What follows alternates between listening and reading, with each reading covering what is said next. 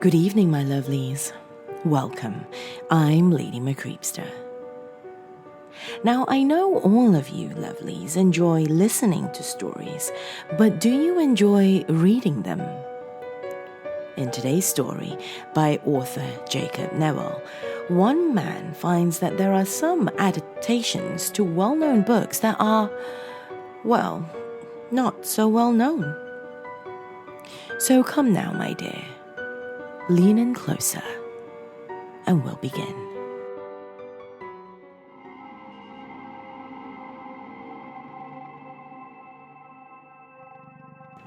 Back in February of 2008, I decided that I needed a change in my monotonous life.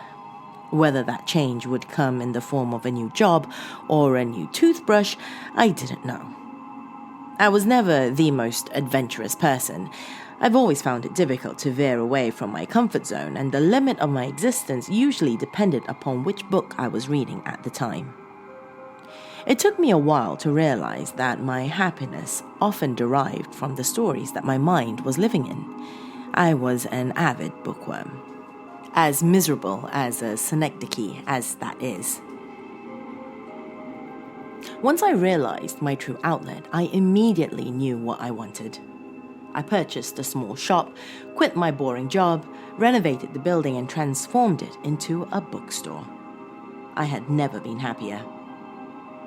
The next 2 years were the best of my life. The store had become a huge hit with the locals. My perspective on work had been completely altered, and I was feeling genuinely happy for the first time since my childhood.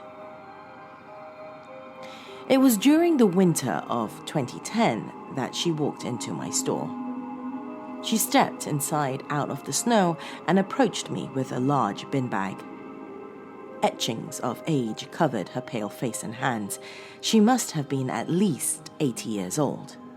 Slamming the bag on the counter, she simply said, "These are for you."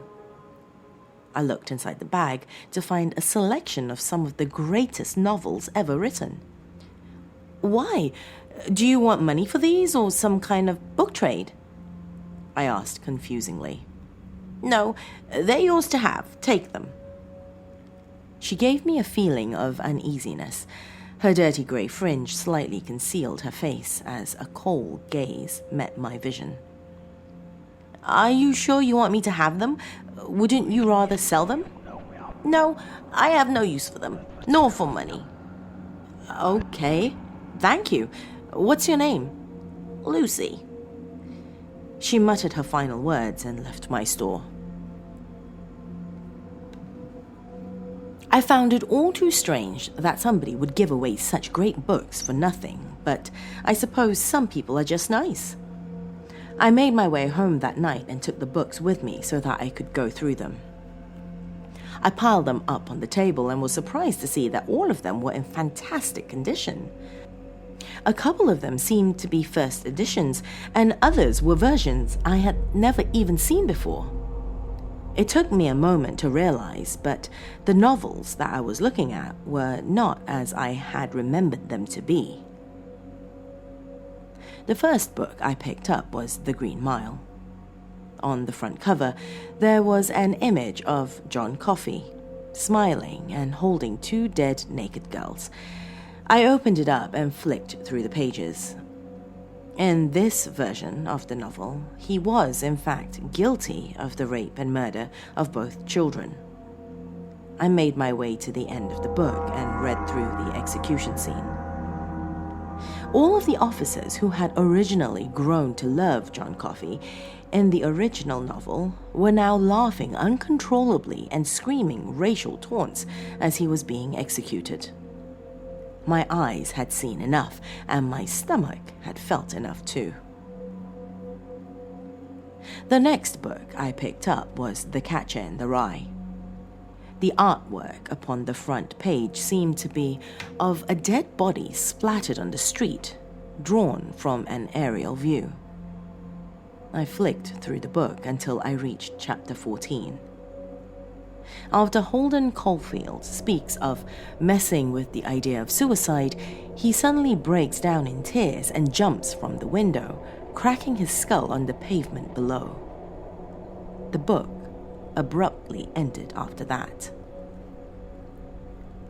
Then I picked up Lord of the Flies. The defining image on this novel was of a large child with the face of a pig. He was covered in blood and surrounded by decaying corpses.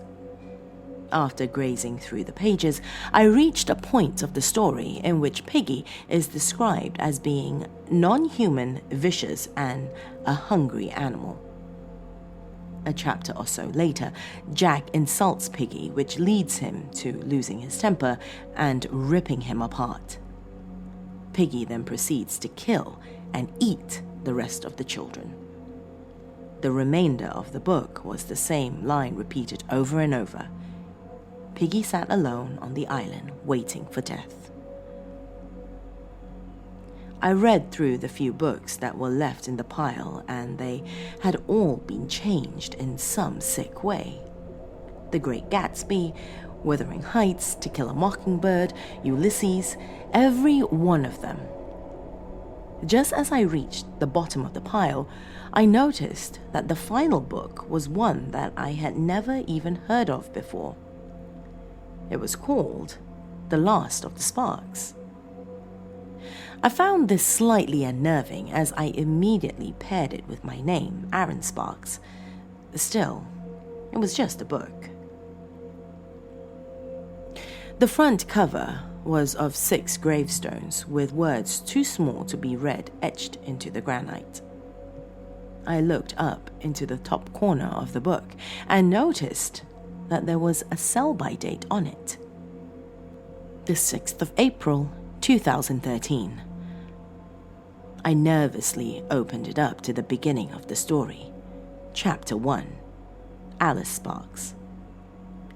My stomach dropped as I read my mother's name upon the page.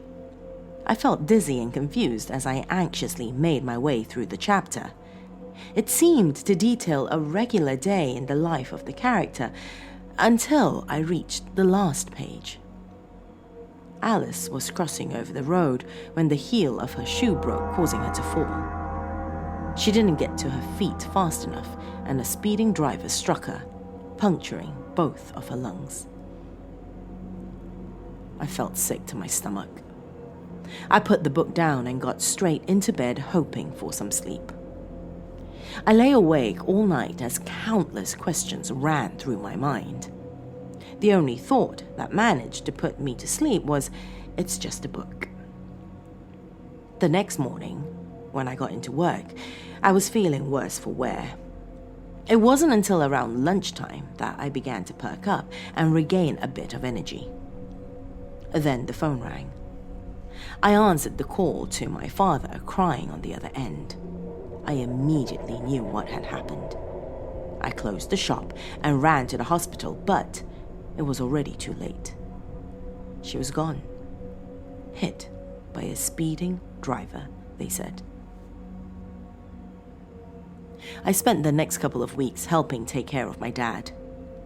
Me, my brother, and my sisters stayed with him in turns and looked after him. We all looked after each other. It wasn't until a few months later that I picked up The Last of the Sparks. It had just scared me so much the last time. I opened it up to page 37, and there it was. Chapter 2. Patrick Sparks. This story was more of the same, a day in the life, right up until the part in which he shot himself in the kitchen whilst on the phone to his son. I ran to the phone to speak to him, comfort him, but then I realized what I may be doing. The phone picked up at the other end, and before I could say a word, he was gone.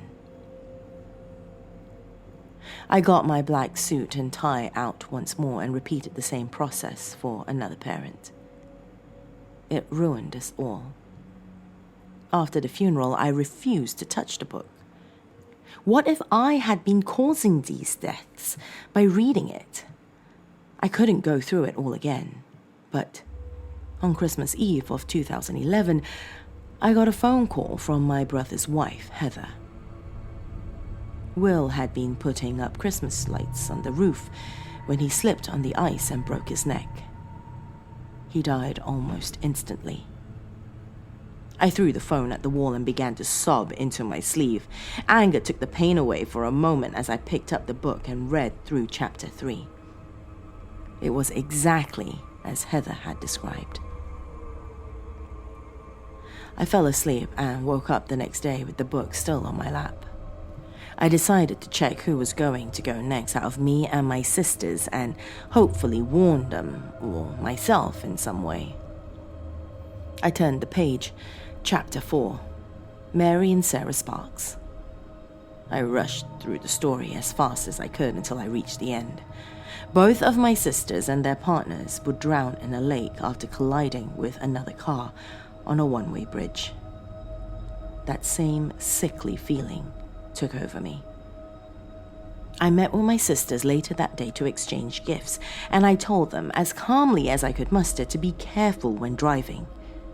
I had to sound as sane as possible, mentioning the lake, the bridge, and the fact that all 4 of them would be in the car at the same time. But at least I told them. Mary and Sarah drowned 8 months later, in August 2012. After I went to the funeral, I picked up the book and turned to the final pages.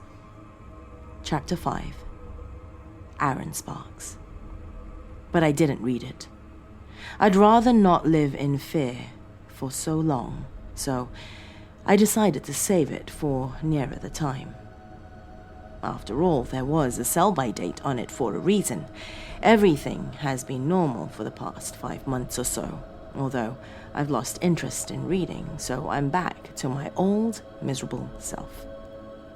I questioned myself every day as to why she was doing this to me, but it didn't matter. It was all going to be over soon anyway. I've just finished reading the final chapter. It's the 6th of April, 2013, and I'm sitting in my basement, waiting for her to arrive. That's the way the ending goes. Or so I've read.